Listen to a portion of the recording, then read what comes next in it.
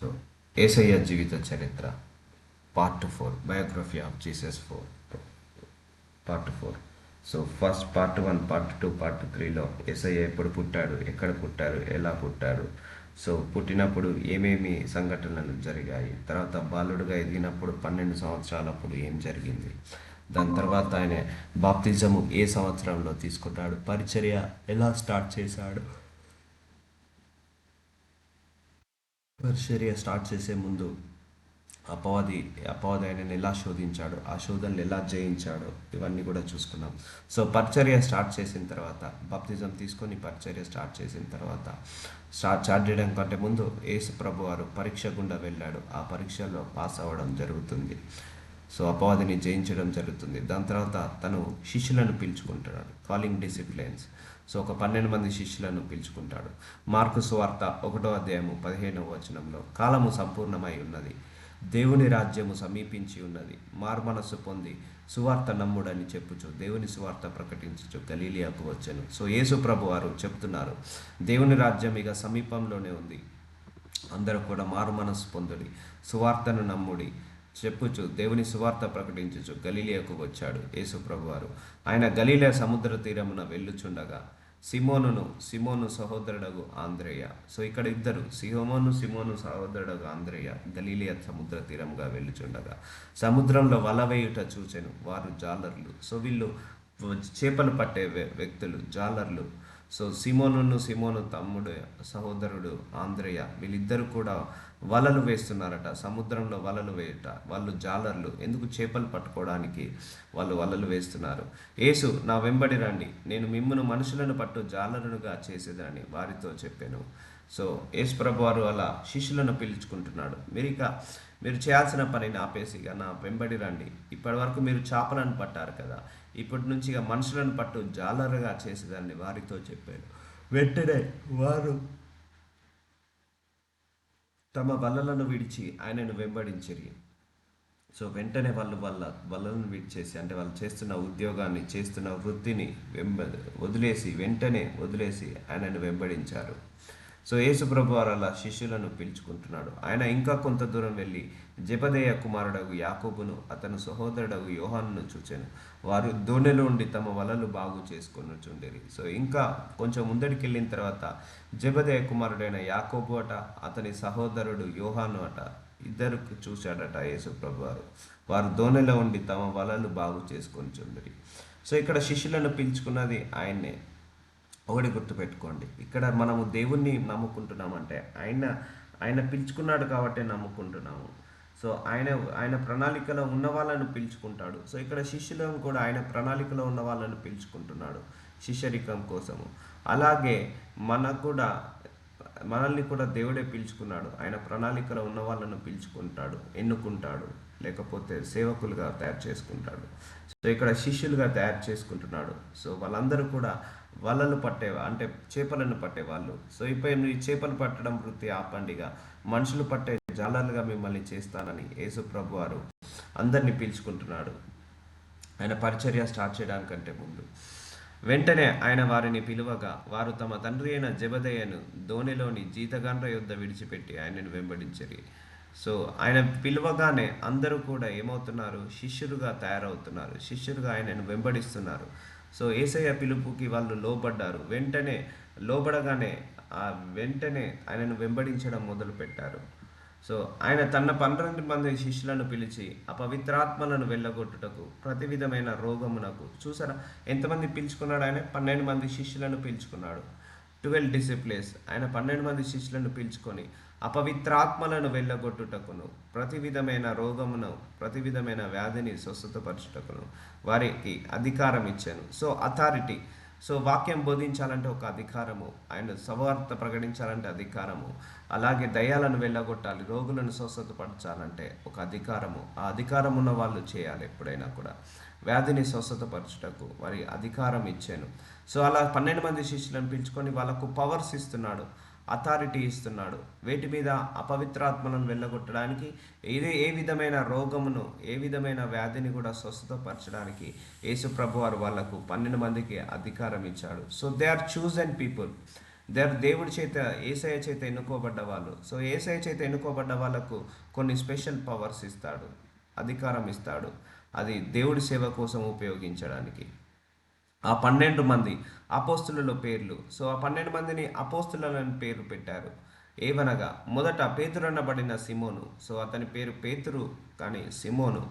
అతని సహోదరుడగు ఆంద్రేయ, జెబెదయ కుమారుడగు యాకోబు, అతని సహోదరుడగు యోహాను, ఫిలిప్పు, బర్తలోమయి, తోమా, సుంకరి అయిన మత్తయ్య, ఆల్ఫయి కుమారుడగు యాకోబు, తద్దయి అను మారుపేరు గల లెబ్బయి, కనానీయుడైన సిమోను, ఆయనను అప్పగించేన ఇస్కరియోతు యూద. సో ఇలా 12 మంది శిష్యులను ఆయన పిలుచుకున్నాడు. సో 12 మందిని కూడా ఇక్కడ రాయబడింది. సో అందులో ఒకరు మాత్రము ఆయనను అప్పగించబోయే ఇస్కరియోతు యూద. సో ఒకరిలో మాత్రం అపవాది ఉంటాడు.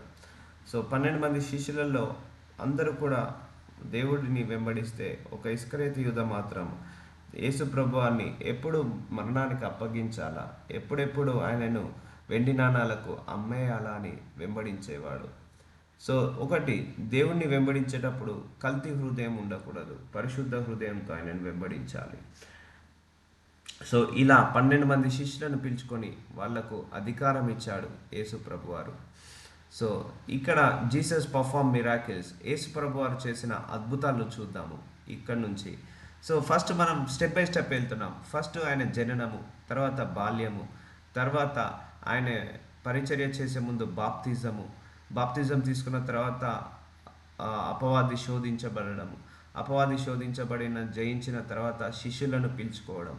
సో శిష్యులను పిలుచుకున్న తర్వాత ఆయనే సూచన క్రియ మాత్కార్యాలు, అద్భుతాలు చేయడం. ఏమేమి అద్భుతాలు చేశాడో చూద్దాం. 3వ దినమున గలీలియాలోని కానా అనే ఊరిలో ఒక వివాహము జరిగాను. సో గలీలియా అనే ఊరిలో, కానా అనే ఊరిలో, గలీలియా అనే ప్రదేశంలో కానా అనే ఒక ఊరిలో ఒక వివాహము జరిగిందట. యేసు తల్లి అక్కడ ఉండెను. సో యేసు ప్రభు వారి యొక్క తల్లి కూడా అక్కడే ఉండెనట. యేసును, ఆయన శిష్యులను ఆయన వివాహమునకు పిలువబడిరి. సో యేసు ప్రభు వారు, ఆయన శిష్యులు, ఆయన తల్లి అందరూ కూడా వివాహానికి గెస్ట్ అంటే పిలువబడ్డారట. ఆ వివాహానికి ద్రాక్షరసం అయిపోయినప్పుడు యేసు తల్లి వారికి ద్రాక్షరసం లేదని ఆయనతో చెప్పగా, సో అక్కడ ఆ పార్టీలో ద్రాక్షరసం అయిపోయింది. ఆ వివాహంలో ద్రాక్షరసం అయినప్పుడు యేసు ప్రభు వారు ఒక తల్లి ద్రాక్షరసం లేదని ఆయనతో చెప్పగా, యేసు ఆమెతో, అమ్మ నాతో నీకేమి పని, నా సమయం ఇంకా నువ్వు రాలేదా నేను. సో ఆయనకు తెలుసు అక్కడ ద్రాక్షరసం అయిపోయిందని. So God is waiting to do the miracle. So ఒక మిరాకిల్ చేయడానికి వెయిట్ చేస్తున్నాడు. సో దేవుడు కూడా మన జీవితంలో ఒక సమయం పెట్టుకుంటాడండి. ఆ సమయానికి అద్భుతాలు చేస్తాడు. ఇక్కడ యేసు ప్రభు వారు ఏమంటున్నారు, ఇంకా నా సమయం ఇంకా నువ్వు రాలేదు అమ్మ, నాతో నీకేమి పని. సో దేవుడి యొక్క సమయం వేరు, మన యొక్క సమయం వేరు. సో కానీ ఆ సమయం వరకు ఆయన కాముగా ఉండడు, కానీ మన వెనకాల పని చేసి పెడుతుంటా అంటాడు. సో యేసు ఇలా అంటున్నాడు, నాకు ఇంకా సమయం రాలేదని. ఆయన తల్లి పరిచారకులను చూచి, ఆయన మీతో చెప్పినది చేయచూడ నేను. శిష్యులందరికీ చూసి ఆయన ఏం చెప్తున్నాడు అది చేయమని అంటున్నాడు. సో యూదుల శుద్ధేచ్ఛాకరణ ప్రకారం 2-3 తుమ్ముల పట్టు 6 రాతి బాణాలు అక్కడ ఉంచబడి ఉండేను. సో ఒక డ్రమ్స్ అన్నట్టు, అవి రాతికి సంబంధించిన ఒక డ్రమ్స్ లాగా అక్కడ ఉన్నాయట. 6 రాతి బాణాలు అక్కడ ఉంచబడి ఉండేను. యేసు ఆ బాణాలు నీళ్లతో నింపుడని వారితో చెప్పగా, వారు వాటిని అంచుల మట్టుకు నింపిరి. సో ఇక్కడ ఒకటి గమనిద్దాం మనము. యేసు ప్రభు వారి తల్లి వచ్చినప్పుడు, అమ్మ నాకు సమయం ఇంకా రాలేదన్నాడు, కానీ ఆయన పని చేస్తున్నాడు వెనకాల, ఒక అద్భుతం చేయడానికి ప్రిపరేషన్ చేస్తున్నాడు. సో ఒకటి, మన జీవితంలో కూడా దేవుడు అద్భుతాలు చేయడానికి మనల్ని ప్రిపేర్ చేపిస్తుంటా అంటాడు, మన వెనకాల పని చేస్తుంటా అంటాడు దేవుడు. నువ్వు ప్రార్థించిన రోజే దేవుడు పని చేస్తుంటా అంటాడు, కానీ దగ్గరికి రావడానికి కొంత సమయం పట్టొచ్చు, కానీ ఆయన మౌనంగా ఉండడు. సో ఇక్కడ ఆయన ఏమన్నాడు, నా సమయం ఇంకా రాలేదని అన్నాడు, కానీ మౌనంగా ఉన్నాడా? మౌనంగా ఉండలేదు కదా. ఏం చేస్తున్నాడు? ప్రిపేర్ చేస్తున్నాడు ఆ మిరాకిల్ చేయడానికి, ఆ సాక్ష్యం ఇవ్వడానికి, ఆ అద్భుతాన్ని చేయడానికి. సో మన జీవితంలో కూడా దేవుడు మనల్ని ప్రిపేర్ చేపిస్తుంటా అంటాడు. నువ్వు ప్రార్థనకు జవాబు రావట్లేదు అనుకోకు, దేవుడు నీ వెనకాల పని చేసి పెడుతుంటా అంటాడు, పని చేస్తుంటా అంటాడు. ఇక్కడ అలాగే జరుగుతుంది. ఇక్కడ అమ్మ ఇంకా పని పని కాలేదన్నాడు. కానీ అక్కడ ఏం చేస్తున్నాడు? ప్రిపరేషన్ చేస్తున్నాడు. అన్ని అక్కడ ఉంచబడి ఉండెను. ఆ బాణాలు నీళ్లతో నింపుడని వారితో చెప్పగా వారు వాటిని అంచుల మట్టుకు నింపిరి. అప్పుడు ఆయన వారితో, మీరిప్పుడు ముంచి విందు ప్రధాని యొద్దకు తీసుకొని పొండని చెప్పగా వారు తీసుకొని పోయిరి. సో ఇక్కడ కావాల్సింది ద్రాక్షరసము. అక్కడ నీళ్లు పోయమని చెప్పాడు. ఆ నీళ్లు పోసి వాటిని తీస్తున్నప్పుడు ఏం జరిగింది? ఆ ద్రాక్షారసం ఎక్కడి నుండి వచ్చానో ఆ నీళ్లు ముంచి తీసుకుపోయిన పరిచారులకే తెలిసినది కానీ విందు ప్రధానికి తెలియకపోయాను. చూసారా, దేవుడు చేసిన మొట్టమొదటి సూచన క్రియ, ఆయన పరిచర్య స్టార్ట్ చేయడానికి చేసిన తర్వాత, శిష్యులను పిలుచుకున్న తర్వాత ఆయన చేసిన మొట్టమొదటి అద్భుతము నీళ్లను ద్రాక్షారసముగా మార్చడము. సో ఆయన 6 బాణాల మీద నీళ్లు పోయమన్నారు, నీళ్లు పోసారు. కానీ అది ముంచి పైకి తీసేటప్పుడు మాత్రము అందులో ద్రాక్షరసం వస్తుంది. సో ఇది ఎలా జరిగింది, ఈ మిరాకిల్ ఎలా జరిగింది అనేది శిష్యులకు మాత్రమే తెలుసు, కానీ అక్కడ ఉన్న ఎవరికి కూడా తెలియదు.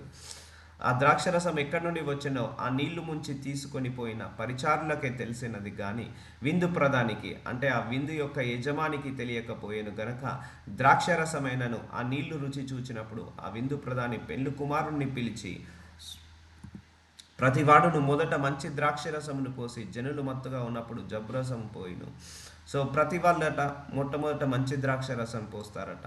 తర్వాత అందరూ మత్తుగా ఉన్నప్పుడు పాడైపోయిన జబ్బు రసము పోస్తారట. నీవైతే ఇదివరకు మంచి ద్రాక్ష రసం ఉంచుకొని ఉన్నావని అతనితో చెప్పాను. చూసారా, దేవుడు చేసిన అద్భుతం వల్ల అది ఫ్రెష్నెస్ వచ్చేసింది. సో అది మంచి ప్యూర్ లాగా ఉంది అని అంటున్నారు. సో దేవుడు ఎప్పుడు ఏం చేసినా కూడా శ్రేష్టమైనది చేస్తాడు అని ఇక్కడ ఒక నిదర్శనము. సో గలీలియాలోని కానాలోని యేసు ఈ మొదటి సూచన క్రియను చేసి తన మహిమను బయలుపరచెను. చూసారా, యేసు ప్రభువారు చేసిన మొట్టమొదటి మిరాకిల్ సూచన క్రియ అక్కడ నీళ్లను ద్రాక్షరసంగా మార్చడము, ఈ మహిమను బయలుపరచెను. అందువలన ఆయన శిష్యులు ఆయన యందు విశ్వాసం ఉంచిరి. అవును, అద్భుతాలు ఆశ్చర్యమైన మహిమగల కార్యాలు చేయకపోతే ఎవరు నమ్మరు.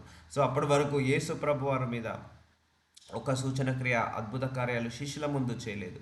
సో ఇక్కడ నీళ్లను ద్రాక్షరసముగా మార్చేసరికి అందరి శిష్యులు కూడా ఆయన మీద విశ్వాసాన్ని పెంచుకున్నారు. ఆయన మహిమను బయలుపరిచాడు ఆ నీళ్లను ద్రాక్షరసంగా మార్చి. ఇలా చెప్పుకుండా పోతే బైబిల్లో చాలా అద్భుతాలు ఉన్నాయి. సో మనం ఒక్కొక్క అద్భుతాలు కూడా నేర్చుకుందాము, చదువుకుందాము. యేసు యూదయ నుండి గలీలయకు వచ్చెనని అతడు విని ఆయన యొద్దకు వెళ్ళి, సో ఇంకొక మిరాకిల్. సో యోహాను సువార్త 4:47 యేసు ప్రభువారట యూదయ నుండి గలీలయకు వచ్చెనని అతడు విని ఆయన యొద్దకు వెళ్ళి తన కుమారుడు చావ సిద్ధమై ఉండెను గనుక ఆయన వచ్చి అతన్ని స్వస్థతపరచాలని వేడుకోనేను. సో ఒక వ్యక్తి వచ్చాడు యేసు ప్రభువారి దగ్గరికి, తన కుమారుడు చావుకి దగ్గరలో ఉన్నాడట. అప్పుడు ఆయన వచ్చి అతనికి స్వస్థతపరచవాలని వేడుకున్నాడట. యేసు సూచన క్రియ మాత్కార్యములు చూడకుంటే మీరు ఎంత మాత్రం నమ్మరని అతనితో చెప్పాను. ఎస్, ఇది నిజము కదా. ఈ దేవుణ్ణి నమ్మాలంటే సూచన క్రియ మాత్కార్యాలు అద్భుతాలు చేస్తేనే నమ్ముతారండి, లేకపోతే అంత ఈజీగా నమ్మలేరు. సో అందుకే దేవుడు మనం నమ్మాలని, మనం విశ్వసించాలని ఎన్నో అద్భుతాలు చేస్తాడు, ఎన్నో ఆశ్చర్యమైన కార్యాలు చేస్తాడు. అందుకే నువ్వు ప్రార్థించాలి, అయ్యా నా జీవితంలో సూచన క్రియ మాత్కార్యాలు అద్భుతాలు చేయమని అడగాలి. అప్పుడు దేవుడు నీ జీవితంలో సూచన క్రియ మాత్కార్యాలు అద్భుతాలు చేస్తాడు. అందుకు ఆ ప్రధాని, ప్రభువా నా కుమారుడు చావక మునిపే రమ్మని ఆయనను వేడుకోనేను. సో అంటున్నాడు ఆ ప్రధాని, నా కుమారుడు చావుకు దగ్గరగా ఉన్నాడు, చావక ముందుకే రమ్మని ఆయనను బతిమిలాడుకుంటున్నాడట. యేసు నీవు వెళ్ళుము, నీ కుమారుడు బ్రతికి ఉన్నాడని అతనితో చెప్పగా ఆ మనుషుడు యేసు తనతో చెప్పిన మాట నమ్మి వెళ్ళిపోయాను. సో ఆయన ఒక మాట సెలవిచ్చాడు, నీ కుమారుడు ఏం చావలేదు, బ్రతికే ఉన్నాడు అని ఒక మాట సెలవిచ్చాడు. ఆ మాటను పట్టుకొని ఆ మనుష్యుడు యేసు తనతో చెప్పిన మాట నమ్మి వెళ్ళిపోయాడు. సో ఆ మాట పట్టుకొని వెళ్ళిపోయాడట. అతను ఇంకా వెళ్ళుచుండగా అతని దాసులు అతనికి ఎదురుగా వచ్చి, వెళ్తున్నాడు, ఇంటికి తిరిగి వెళ్తున్నాడు. సో వెళ్తుండగా మధ్యలో అతనికి దాసులు ఎదురుగా వచ్చారట. మధ్యలకు ఆ దాసులు ఎదురుగా వచ్చి అతని కుమారుడు బ్రతికి ఉన్నాడని తెలియజెప్పిరి. సో ఆయన కుమారుడు బ్రతికి ఉన్నాడని చెప్పేశారట.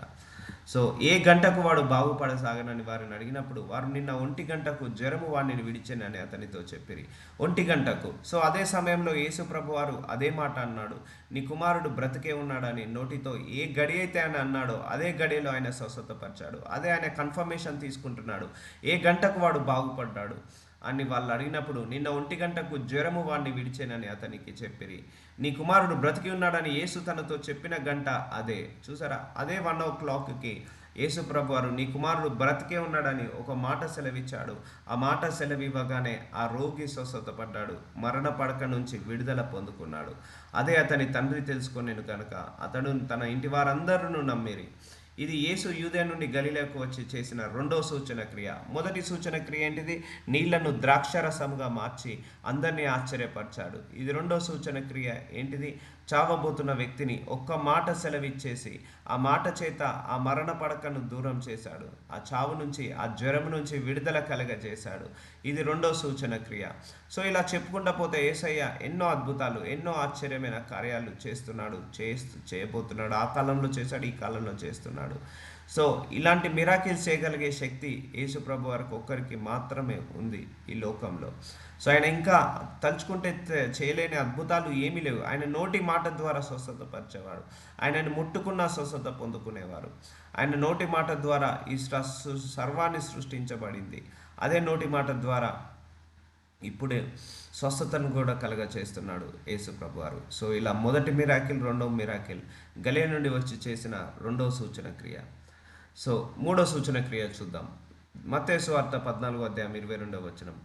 వెంటనే ఆ జన సమూహములను తాను పంపివేయనంతలో తన శిష్యులు దోణి ఎక్కి తన ఎంట ముందుగా అద్దరికి వెళ్ళనని ఆయన వారిని బలవంతము చేశాను. సో ఇక్కడ ఏం జరుగుతుందంటే, తన శిష్యులను దోణి ఎక్కి తనకంటే ముందుగా అద్దరికి వెళ్ళే వాళ్ళనని అంటే ఆయనను వారిని బలవంతము చేశాను. తన శిష్యులను దోణి ఎక్కించి పంపిస్తున్నాడు. మీరు అద్దరికి వెళ్ళండి నాకంటే ముందుగా అని బలవంతం చేస్తున్నాడు యేసుప్రభు వారి శిష్యులను. ఆయన ఆ జన సమూహములను పంపివేసి ప్రార్థన చేయుటకు ఏకాంతముగా కొండ ఎక్కిపోయి సాయంకాలం అయినప్పుడు ఒంటరిగా ఉండెను. సో యేసుప్రభు వారి యొక్క ప్రార్థన జీవితము ఏకాంతముగా ఆయన కొండ ఎక్కి ప్రార్థన చేసేవాడు. సాయంకాలం అయినప్పుడు ఒంటరిగా ఉండెను. సో ఒకరోజు ఆ జన సమూహాన్ని అంతా పంపించేశాడు. శిష్యులనేమో దోణి ఎక్కిచ్చేసి వేరే అద్దరికి వెళ్ళండి అని పంపించేశాడు. సో యేసుప్రభు వారు మాత్రము ఏకాంతంగా ప్రార్థన చేసి కొండ ఎక్కిపోయి సాయంకాలం అయినప్పుడు ఒంటరిగా ఉన్నాడు. అప్పటికా దోణి దరికి దూరముగా నుండగా గాలి ఎదురైనందున అలల వలన కొట్టబడుచుండెను. సో ఆ దోణి దరికి దూరంగా నుండగా అంటే కొంత దూరంలో, దరికి అంటే ఒడ్డుకి దూరంగా ఉండగా గాలి ఎదురైన అలలో కొట్టబడుచుండెను. రాత్రి 4వ జామున ఆయన సముద్రం మీద నడుచుచు వారి యొద్దకు వచ్చాను. సో యేసు ప్రభు వారు నీళ్ల మీద, సముద్రం మీద నడిచిన ఘట్టం ఇది. సో ఇది మహా అద్భుతం, బైబిల్లో రాయబడిన మహా అద్భుతం. సముద్రం మీద నడవడం అసాధ్యము.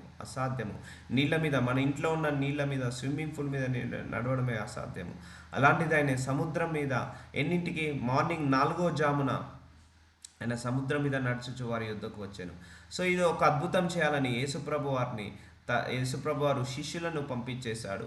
దోణి దరికి దూరంగా ఉండగా గాలి ఎదురైన అలల వలన కొట్టబడుచుండెను. సో గాలి వల్ల, అలల వలన కొట్టబడుచుండెను.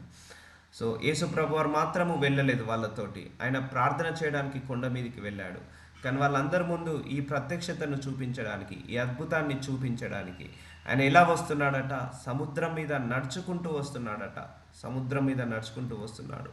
ఆయన సముద్రం మీద నడుచుచు శిష్యులు చూచి తొందరపడి భూతమని చెప్పుకొని భయము చేత కేకలు వేసిరి. సో ఆయన నడుచుకుంటూ వచ్చేసరికి భూతము, ఎందుకంటే మనుషులు నడవలేరు కదా, సో భూతమని భయపడ్డారు.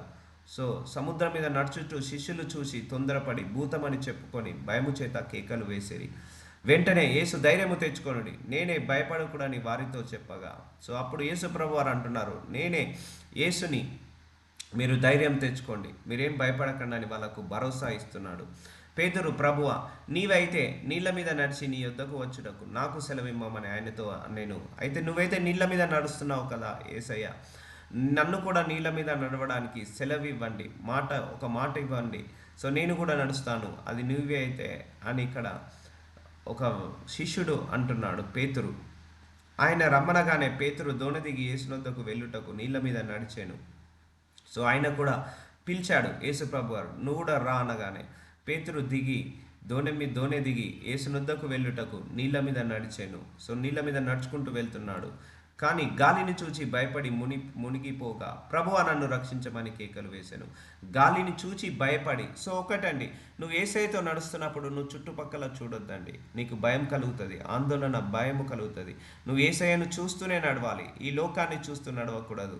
ఈ లోకంలో ఉన్న మనుషులను చూస్తూ నడవకూడదు. ఈ లోకంలో ఉన్న పరిస్థితులను చూసి నడవకూడదు. ఆ రోజు యేసు ప్రభు వారు, నువ్వు రా, నీళ్ళ మీద నేను నడిచినట్టు నడువు అన్నాడు. సో నడుస్తున్నాడు, కానీ గాలిని చూచాడు, పక్క వైపున చూచి భయపడి మునిగిపోగా ప్రభువా నన్ను రక్షించమని కేకలు వేశాను. వెంటనే యేసు చెయ్యి చాపి అతన్ని పట్టుకొని, అల్ప విశ్వాసి, ఎందుకు సందేహపడతావని అతనితో చెప్పాను. ఒకటి, నువ్వు యేసుతో నడుస్తున్నప్పుడు నీ చుట్టుపక్కల పరిస్థితులు మారిపోయినా, కష్టాలున్నా, బాధలున్నా, నువ్వు యేసయ్యను పట్టుకొనే నడుస్తూ ఉండాలి. ఆయనను మీదనే ఆనుకొని ఉండాలి. సో అల్ప విశ్వాసంలోకి వెళ్ళకూడదు, సందేహపడకూడదు. సో ఆ రోజు యేసు ప్రభు వారు అన్నారు, నువ్వు నీళ్ళ మీద నడువు అన్నప్పుడు, సో ఎందుకు భయపడుతున్నావు, ఎందుకు సందేహపడుతున్నావు, అల్ప విశ్వాసంలో ఎందుకున్నావు, రా నా దగ్గరికి అని అన్నాడు చేయి పట్టుకొని.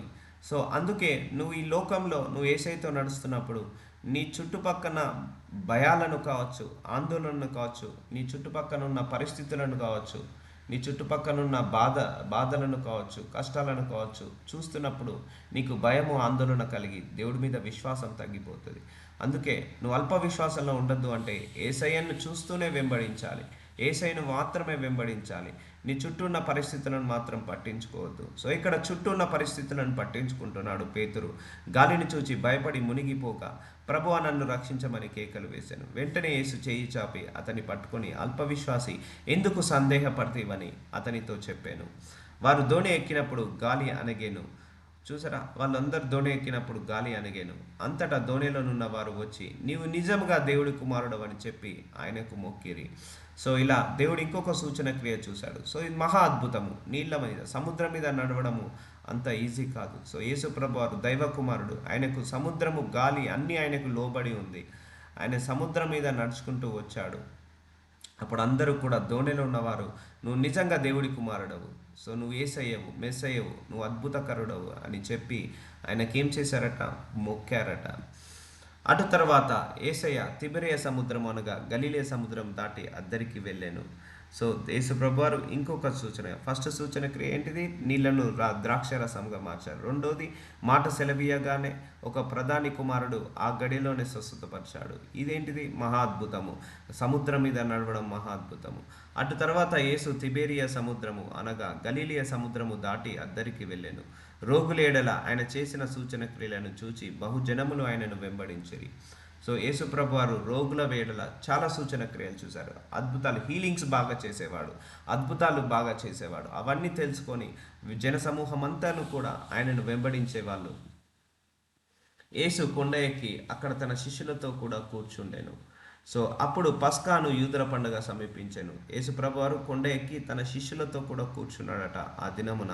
అప్పుడు పస్కాను యూదుల పండుగ సమీపించెను. యూదులకు ఒక పండుగ ఉంటుంది, అది పస్కా పండుగ అని. కాబట్టి యేసు కన్నులెత్తి బహుజనులు తన యుద్ధకు వచ్చుట చూచి, వీరు భుజించుటకు ఎక్కడ నుండి రొట్టెలు కొని తెప్పించుమని ఫిలిప్పును అడిగాను. సో చాలామంది ఆయనను వెంబడిస్తున్నారు, వేల మంది ఆయనను వెంబడిస్తున్నారు. సో ఆయన కన్నులెత్తి ఈ బహుజన సమూహములు తన యుద్ధకు వచ్చుట చూస్తున్నారు, వీరు భుజించుటప్పుడు ఎక్కడి నుండి రొట్టెలను తీసుకొని తెమ్మని ఫిలిప్పును అడిగాను. కానీ ఏమి చేయనైనను యుండునో తాను ఎరిగి ఉండి అతనిని పరీక్షించుటకు అలాగడిగాను. చూసారా, యేసుప్రభు వారు తెలుసు ఆయన ఏదైనా అద్భుతం చేయగలుగుతాడా, వాళ్ళందరికీ కూడా ఎలాగా ఫీడింగ్ చేయాలో. అక్కడ అందరూ ఆయనను వెంబడిస్తున్నారు. దివారాత్రులు తినడానికి ఆహారం లేదు, ఎవరి దగ్గర కూడా తినడానికి ఆహారం లేదు, కానీ యేసయ్యను వెంబడిస్తున్నారు. కానీ ఆయన ఏం చేయబోతున్నాడో తెలిసి పరీక్షిస్తున్నాడట. అందుకు ఫిలిప్పు వారిలో ప్రతివాడును కొంచెము కొంచెము పుచ్చుకొనుటకై 200 దినారములు రొట్టెలు చాలవని ఆయనతో చెప్పాను. సో అందరూ కొంచెం కొంచెం తిన్నా కూడా 200 దినారముల రొట్టెలు, అంటే 200 రూపాయలకు సరిపోయేంత రొట్టెలు చాలవని ఆయనతో చెప్పాను. ఆయన శిష్యులలో ఒకడు అనగా సీమోను పేతురు సహోదరుడైన ఆంద్రేయ, ఇక్కడ ఉన్న ఒక చిన్నవాని యొద్ద 5 యువల రొట్టెలు 2 చిన్న చేపలు ఉన్నవి, కానీ ఇంతమందికి ఇవి ఏమాత్రము ఏమాత్రమని ఆయనతో అనగా. సో అక్కడ వెంబడించేది వేల మంది, కానీ అక్కడ ఉన్నదేంటిది, 5 రొట్టెలు అండ్ 2 చేప ముక్కలు. సో ఇవి ఎంతమందికి సరిపోతాయి, ఒక్కరికి కూడా సరిపోవు అని వాళ్ళ శిష్యులు ఇద్దరు అంటున్నారు. యేసు జనులను కూర్చుండబెట్టుడని చెప్పాను. యేసు ప్రభువారు ఏమంటున్నాడు? జనాలను కూర్చోబెట్టండి. ఆ చోట చాలా పచ్చిక ఉండెను గనుక లెక్కకు ఇంచుమించు 5,000 మంది పురుషులు కూర్చుండిరి. సో ఆల్మోస్ట్ 5,000 మంది పురుషులు కూర్చున్నారట. కానీ స్త్రీలు ఎంతమంది ఉన్నారు, పిల్లలు ఎంతమంది ఉన్నారో లెక్క రాయబడలేదు. కానీ ఇంచుమించు 5,000 మంది పురుషులు ఉన్నారు. ఇక్కడ ఎంతమంది ఉన్నారు? 5,000 మంది. అక్కడ రొట్టెలు ఎంతమంది ఉన్నాయి? 5 రొట్టెలు అండ్ చేప ముక్కలు 2. సో దీనిని దేవుడు ఏం చేస్తున్నాడు? యేసు ఆ రొట్టెలు పట్టుకొని కృతజ్ఞతాస్తుతులు చెల్లించి కూర్చున్న వారికి వడ్డించాను. చూసారా, నీ దగ్గర కొంచెమే ఉండొచ్చు, కానీ నువ్వు యేసయ్య చేతిలో పెట్టినప్పుడు దేవుడు మల్టిప్లై చేస్తాడండి. ఎప్పుడైనా మనం దేవుడికి ఇవ్వడంలో వెనుక ముందు ఆడొద్దు. మనం దేవుడు ఇవ్వడంలో మనం ఎప్పుడు కూడా ఆలస్యం చేయొద్దు, వెనుక ముందు ఆడకూడదు. నువ్వు చేతుల నుంచి ఏదైతే నువ్వు యేసయ్యకి ఇస్తావో ఆయన మల్టిప్లై చేస్తాడు. అక్కడ ఆడున్నది 5 రొట్టెలు 2 చేప ముక్కలను పట్టుకున్నప్పుడు కృతజ్ఞతాస్తుతులు చెల్లించి కూర్చున్న వారికి వడ్డించాను. అలాగా చేపలు కూడా వారికి ఇష్టమైనంత మట్టుకు వడ్డించాను. చూసారా, 2 చేపలు మాని అందరూ కడుపు నిండే అంతగా ఆయన చేశాడు. సో ఆయన ఎప్పుడు కూడా ఎక్కడ లోటు కానియాడు, తక్కువ కానియాడు. ప్రార్థించుకోవాలి ఇవన్నీ కూడా.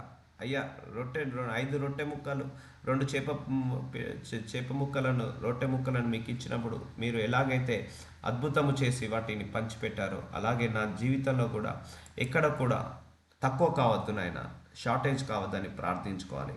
చేపలు కూడా వారికి ఇష్టమైనంత మట్టుకు వడ్డించాను. వారు తృప్తిగా తినిన తర్వాత, చూసారా, తృప్తిగా కడుపు నిండా తినిన తర్వాత ఏమీ నష్టపడకుండా మిగిలిన ముక్కలు పోగు చేయడాన్ని తన శిష్యులతో చెప్పాను. అంటే అంత multiply, overflow of blessing, overflow of యేసయ్యకి ఇచ్చినప్పుడు బ్లెస్సింగ్స్ ఓవర్ఫ్లో అవుతాయి. సో ఆయన చేతికి ఇచ్చినప్పుడు ఆశీర్వాదము డబల్ త్రిబుల్ ఓవర్ఫ్లో అవుతుంటుంది.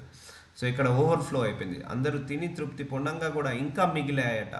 ఎంత మిగిలింది? వాడు భుజించిన తర్వాత వారి యొద్దకు మిగిలిన 5 యవల రొట్టెలు ముక్కలు పోగు చేసుకొని 12 గంపలు నింపిరి. 12 గంపలు నింపారట. సో మహా అద్భుతం, మహా అద్భుతం. సో ఫస్ట్ అద్భుతం ఏంటిది? నీళ్లను ద్రాక్షరసంగా చేశాడు. రెండో అద్భుతము, మాట సెలవిచ్చగా మరణ పడక నుంచి ఒక ప్రధాని కుమారుడు లేచాడు.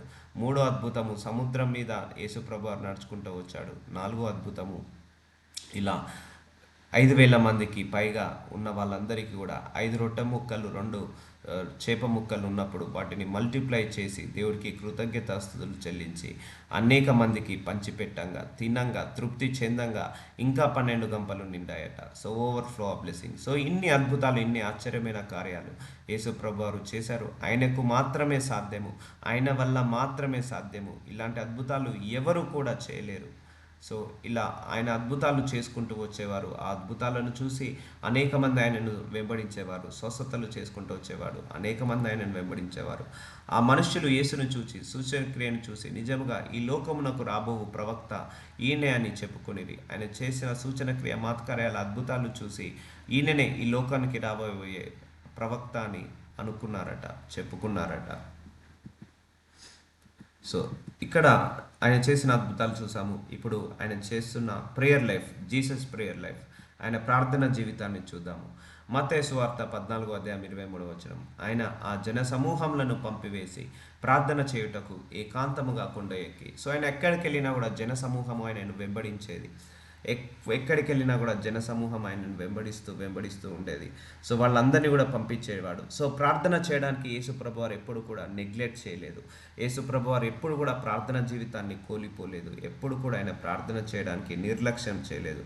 ఎంతమంది జన సమూహం ఉన్నా ఆయన ప్రార్థన చేయడానికి ఏకాంతంగా కొండ ఎక్కిపోయి సాయంకాలం అయినప్పుడు ఒంటరిగా ఉండేను. సో ఒంటరిగా ఉండేవాడు, తండ్రితో గడిపేవాడు, ప్రార్థన చేసుకునేవాడు. ఆయన పెందలక్కడనే లేచి, సో ఇంతకుముందు ఎక్కడ సాయంకాలం అయినప్పుడు ఒంటరిగా ఉండేను ప్రార్థన చేయటప్పుడు. సో సాయంత్రం కాలము ప్రార్థన చేసేవాడు. మార్కు సువార్త 1:35 ఆయన పెందలక్కడనే లేచి, అంటే ఎర్లీ మార్నింగే లేచి ఇంకను చాలా చీకటి ఉండగానే, అంటే అరౌండ్ 3 o'clock 4 o'clock ఆ సమయంలో అరణ్య ప్రదేశంలోకి వెళ్ళి అక్కడ ప్రార్థన చేయొచ్చు నేను. సో ఇలా ఆయన దివారాత్రుల్లో ప్రార్థించేవాడు.